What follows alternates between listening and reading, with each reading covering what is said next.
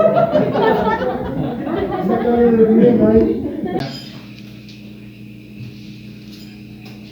favor, guíanos, cuídanos cada día, protégenos, ayúdanos a ser mejores personas, mejores hijos, mejores hermanos, mejores padres, mejores vecinos.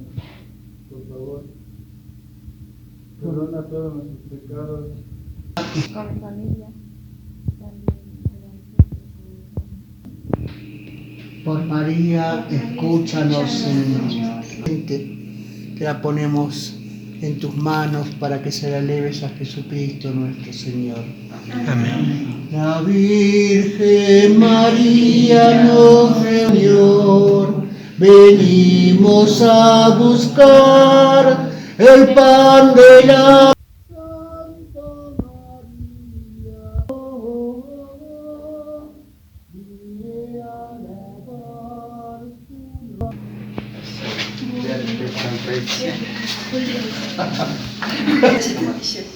Vivimos aquí desde que nací.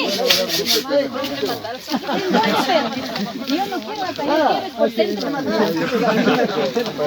pero verá, que nosotros entendemos derecho.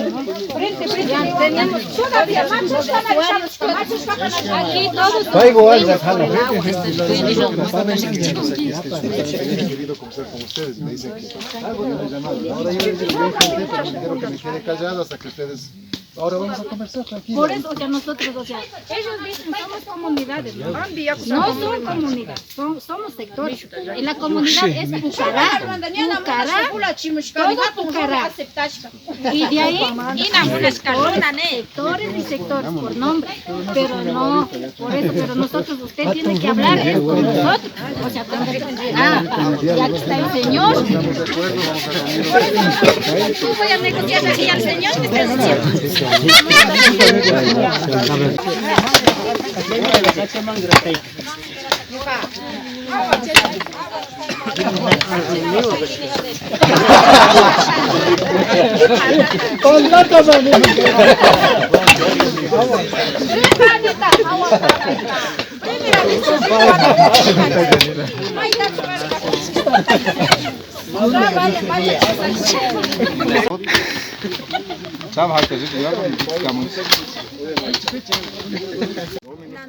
Ñukanchika dominguta shamushu paykunañakuti shamushu.